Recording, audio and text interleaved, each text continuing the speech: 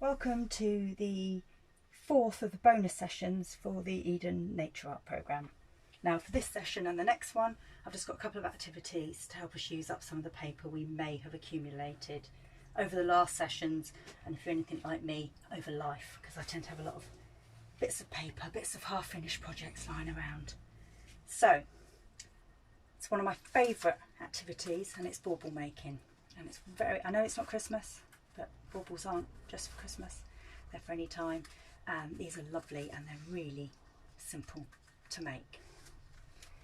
And there we go, as you can see how many takes I've made today, because I've got lots of baubles, lots of examples already done. So all you need is a bit of paper, some paper. I would say that copy of paper probably is too thin. So a little bit thicker, a bit of cartridge paper, thin card, thick paper. And this one's got all sorts of paint on it because I've been doing stuff on that. And then I'm just going to cut, using my ruler, strips. Now these strips, it's a very rough, approximately 2 centimetres wide, and then I've found for this size bauble 15 centimetres long. Works really well. Oh, I've gone a bit thick there. So there you go. So you need to get a few of those, and I've got loads already done, so I've got my 15 here and no nails to pick them up. And then what you need to do is just pop a hole punch hole in each end. And there we go. And then you take a piece of ribbon or string or yarn or pipe cleaner, and what you need to do is you just need to tie a knot in one end.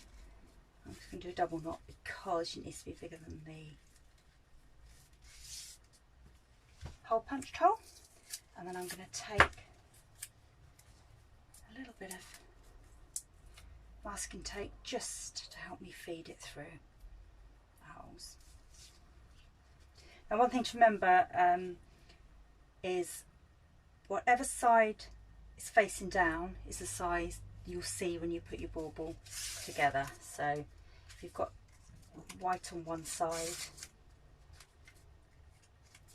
and colour on the other, or you've got a colour you particularly want to see, make sure that one's facing down. That's hard to tell, I don't want either of those, but there you go.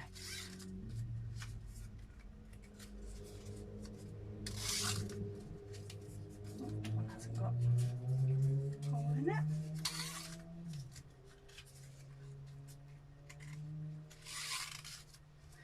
As ever, I'm rushing through this, so you're not just sitting here watching me threading, but you know, might be that you want to think about which ones you use and where you put them. Although I like randomness and chance, so I like that way on. I'm going to have that one. And I find if I think things through too much, it all goes wrong. So then when you've got them like so, what I'm going to do is I'm going to thread the ribbon through the other end. And I'm going to put a couple through at a time here, just so.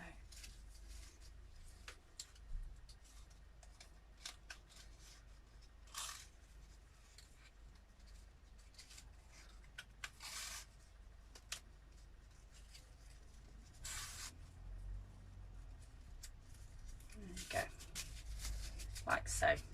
So you've got that through. Now just to make the bend or curve in the paper, what we just need to do is push that down and then pull the ribbon, and depending on what sort of shape, because you can have much more oval shapes, is how far you pull them down. So I'm just going to tie a knot here.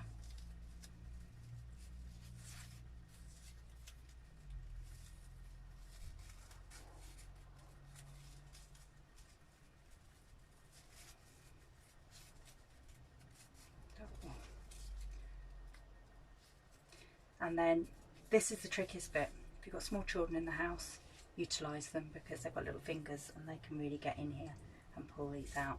So what you need to do is, starting from the bottom one, you just sort of pull these out.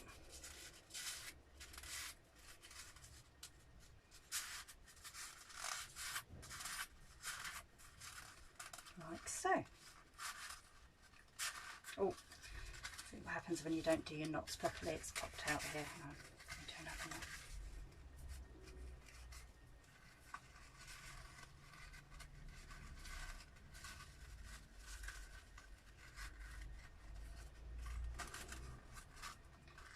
And there we go.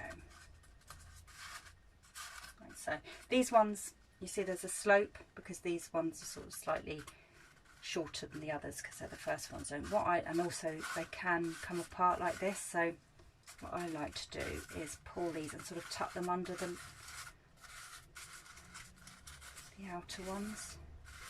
And then if you sort of move them around a bit.